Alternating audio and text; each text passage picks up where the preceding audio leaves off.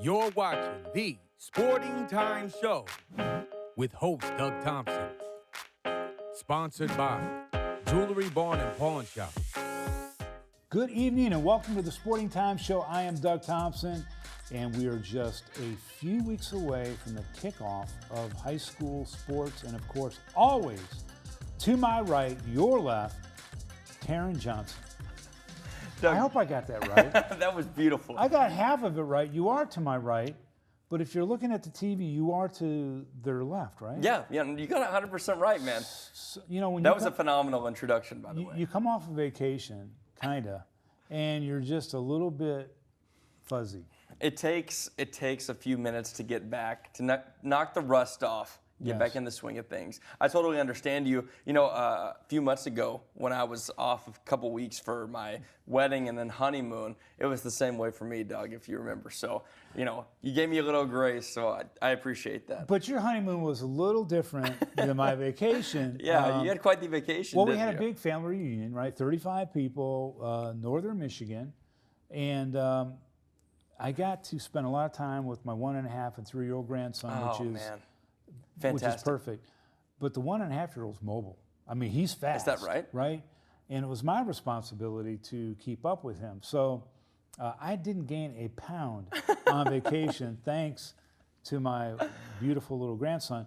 But it was really a strange deal because the restaurants up there, most of them were closed because they couldn't find help. Mm-hmm. Right? So you go on vacation, you want to eat, you don't want to cook. Yeah. But it was tough. It's tough Man. sledding, but it's the same way everywhere, Yeah, right? it really is.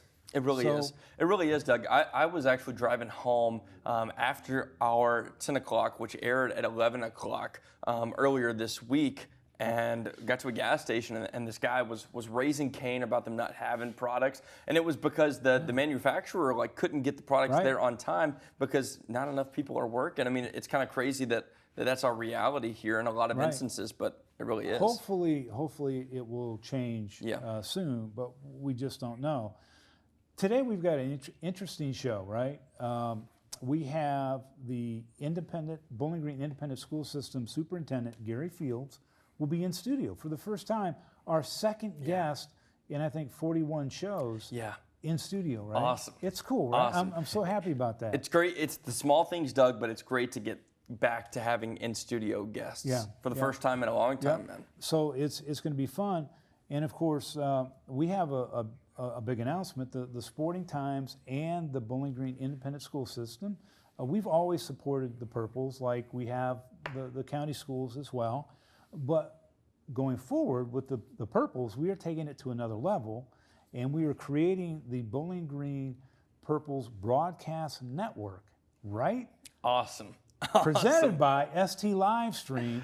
So we're going to take it to another level. We're going to include other sports, right? Besides football and basketball, which we already do. Yeah. So we're going to do boys and girls soccer, selected games. We're going to do softball, right? That's great. And volleyball. I love it. And they've got a beautiful brand new swimming facility. Yeah. So we're going to try Yeah. to do some swimming, live stream that. I was kind of keyed in on lacrosse. We didn't talk about lacrosse, but that would be a cool sport Yeah, to kind absolutely. of do. So, you know, we're going to be doing that with the Purples, along with our other great relationships that we have out in the community. But one of the most, I'm really excited about the opportunity for students at Bowling Green High to get involved with us if they want to do video production, if they want to learn broadcasting, journalism, just anything. yeah, We Doug. want them to be a part of it.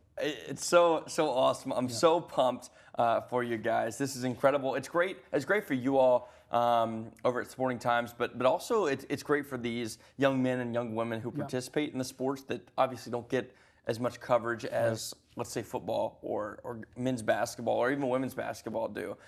It's really exciting. I love the aspect of being able to have high school students come in and shadow / work / get that valuable experience, Doug, because that's something that I was able to get in high school, and I feel like we'll probably talk more about this in the fourth segment, but that's just phenomenal, man. It's great all the way around. Yeah, it's going to be so much fun. I know our team is really looking forward to it. And again, we've been covering the Purples for over 10 years.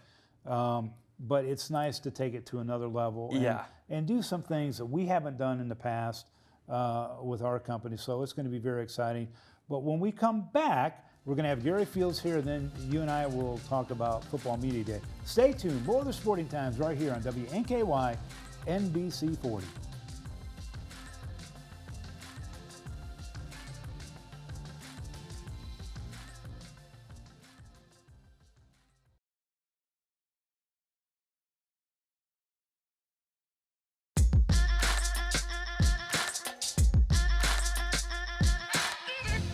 Welcome back to the show. Well, my first guest is an educational visionary.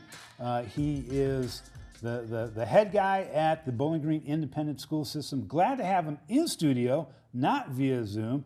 Gary Fields joins me now, superintendent. Welcome. Great to be here. You know, this is huge because I'm so used to doing interviews via Zoom. This is nice.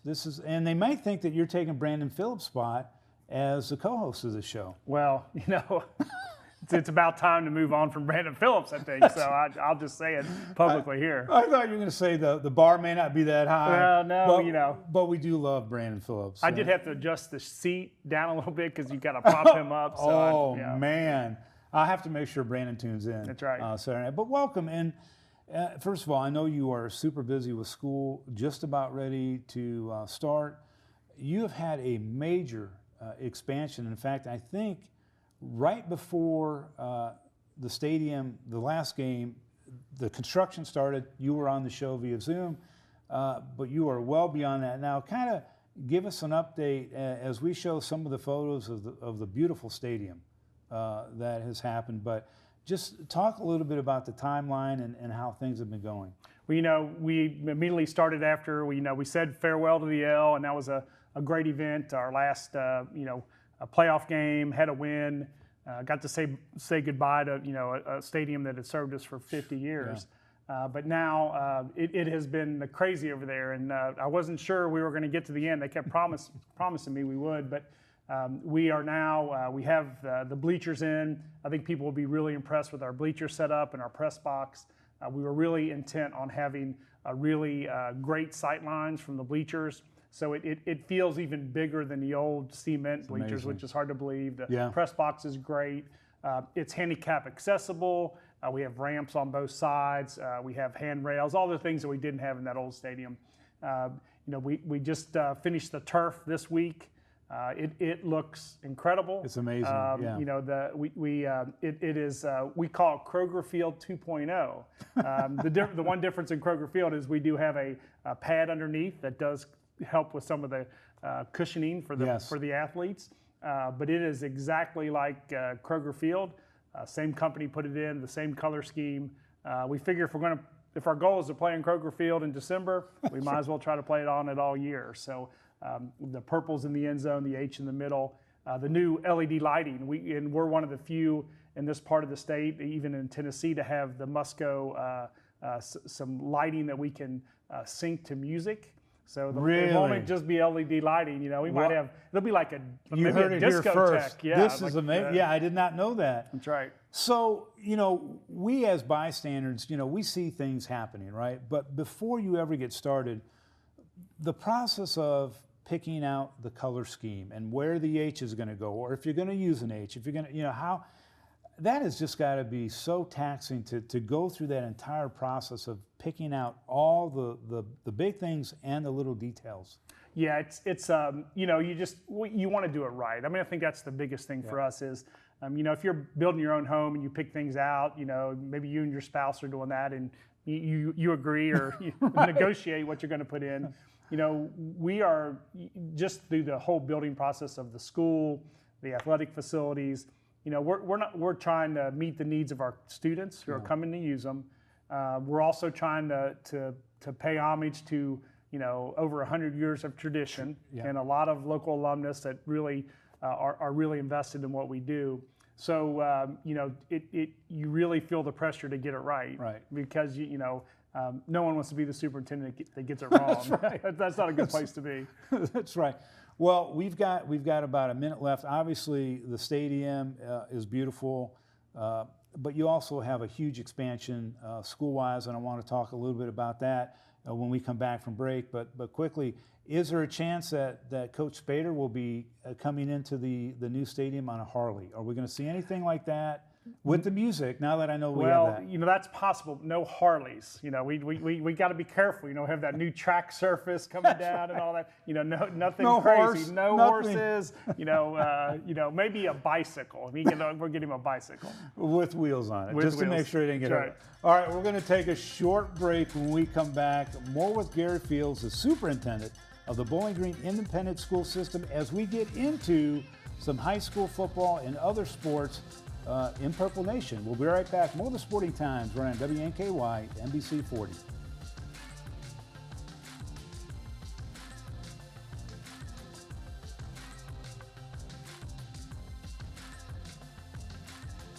Like us on Facebook and follow ST on Twitter. For the athletes, for the game.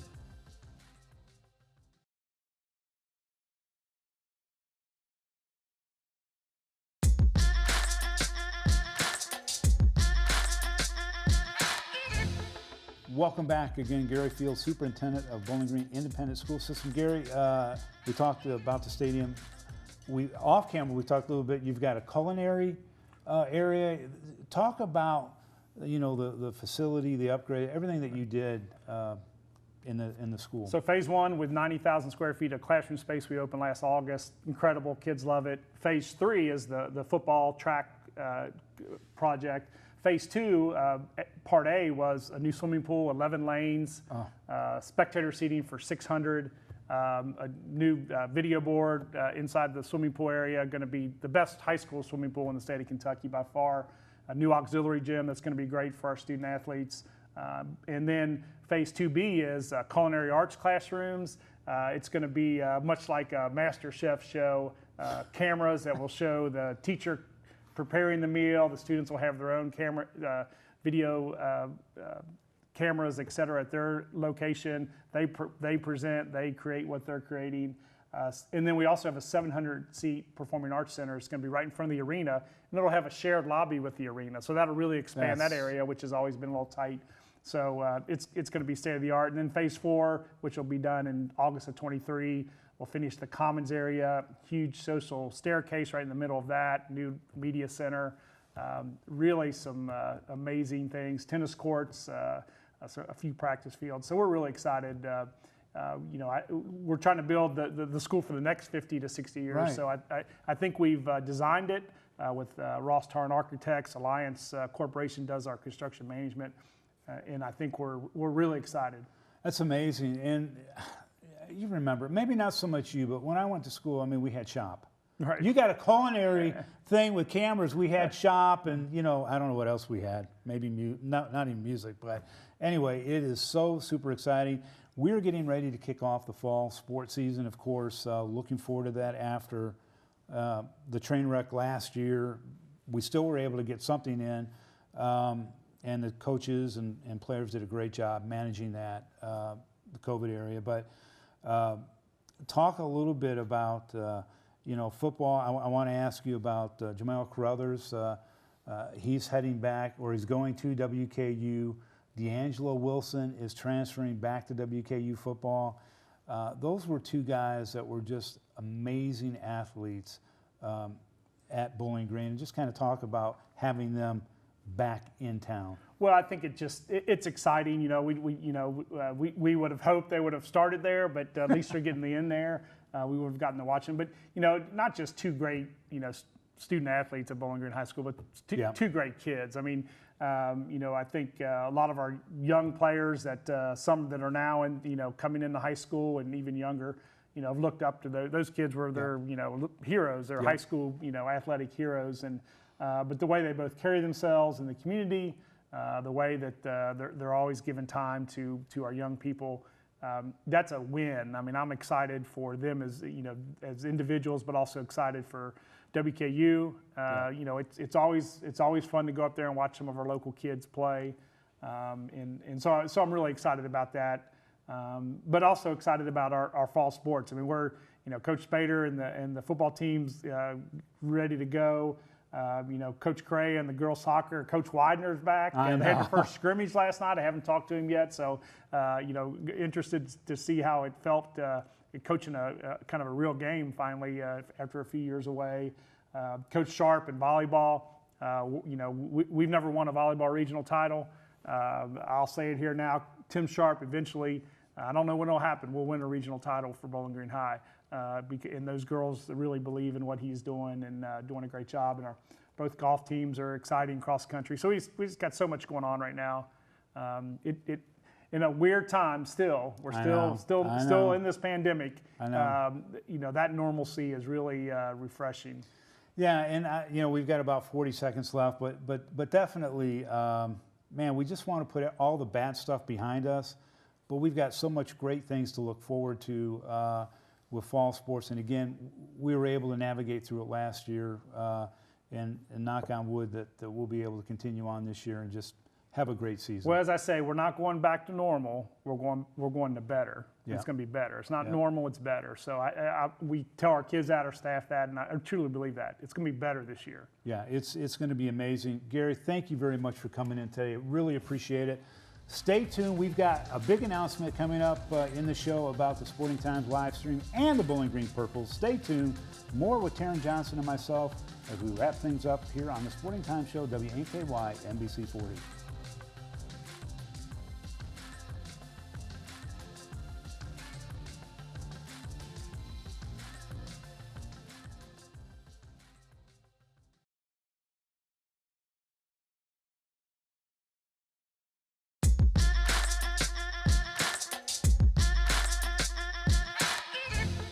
Welcome back to the show, Taryn Johnson and myself, and thank you very much, Gary Fields, Superintendent of the Bowling Green Independent School System.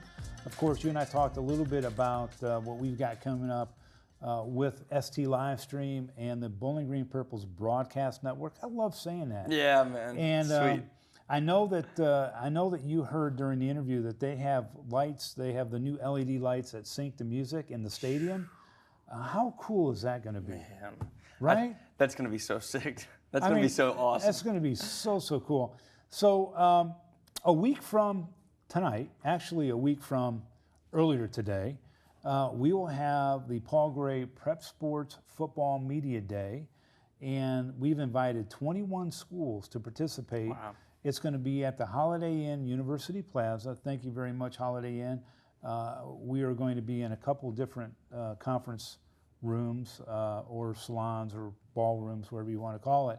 But it's going to be huge because we're going to space out. This year we're going to be live streaming the event. Still, we're not going to have fans in. We're just going to give it a little bit more time. Just a little bit more time. Yeah, because we still have 5 more media days after football. We've got volleyball, boys and girls basketball, and then baseball, softball, right? Yeah. So we'll see how things play out, but we just kind of want to take our time. I understand that, man. I understand that. We are far enough along to where it seems like things are getting back to normal, but still, I definitely understand having not having any fans there, but being able to live stream it, Doug, and have fans watch from wherever they get their live streams is a perfect scenario to play out. Yeah, I mean, you can have your football media day watch party. There you go. Right? There you go. I just thought about that. But, I mean, there's an idea right there. We've got the Monroe County Falcons coming in. Yeah. It's an hour and 15-minute drive for them. Metcalfe County's coming in. That's really great, Doug. I didn't mean to interrupt you there. That's really great, though. I mean, that's last year in football season. WNKY, our football frenzy, was able to go and cover Monroe County. We were able to go and cover Metcalfe County. We were able to go and cover some of these outlying areas that are a little farther out. And that's really cool that they'll be able to come and be a part of media days as well. And I know you'll be there as well. But John Pettit, the head coach at Monroe County, he's back as a head coach again. And when we go up there to cover a game, he just opens up. I mean, it's just like so welcoming. They feed us, right? They got the best barbecue in the world in Monroe County. He makes sure that we're taken care of. Metcalfe County with the Harbison clan as Harbison Nation because LJ is the coach, but his father was the coach before him. It's just great stories. Allen County with Coach Hood. I know you know him well. Yeah. But these fans that are in these communities are just fantastic. Yeah. So we're going to be able to get out to them and see them. But this way, they can tune in and they can watch their own team talk, and they can find out what's going on with their competitors, right? Yeah, absolutely. So, Absolutely. In addition to what they call the Sky Conference, we also invite Edmonson County. Geographically, they're right there. They need to be a part of it. We invited Grayson County. Hart County will be coming this year. Caverna. The Colonels will be there. I mean, they've already RSVP'd. They're going to be there. What about Russell County Lakers? They've already RSVP'd. They're at least an hour and 45 to 2 hours away. The Lakers aren't out there. Right. They're going to come in for an 8-minute media day interview. Awesome, man. That's what they get. Clinton County is going to be, it's going to be so great. Awesome, Doug. Awesome. I cannot wait for it. Fort Campbell's coming in. That's wild. It's wild. Props to you for putting all this together too, my friend. And it's going to be really tremendous. Really tremendous, man. But with you there with the big WNKY camera, I mean, that just that makes it, right? I mean, they could be on TV if you get the right clip. That's right. That's absolutely right. And that's what you love about media days, man. That's right. You got fodder, you got material for the rest of the season. Oh, it's crazy. It is great. so good. And to hear the coaches talk. I mean, there are some coaches that are going to take a little extra time, but they are so entertaining and so much fun to listen to. It's a blast. We never get tired of doing it. Yeah, absolutely. And after, everything that we went through last year, being able to have it in person and everyone be there and have it live streamed this year is really a blessing and something that I'm sure that you and myself will not take for granted anytime soon. Not at all. So join Taryn Johnson, myself, and a whole host of media people next Saturday. It starts at 9 a.m. You can go to stfanclub.com. You can download our free app, watch it on Roku or Amazon Fire TV or Facebook Live. So it's going to be a lot of blast. Great seeing you again. Great seeing you, my friend. Thank you very much for tuning in today. Have a safe week. We'll see you back here, same time, same place. Good night.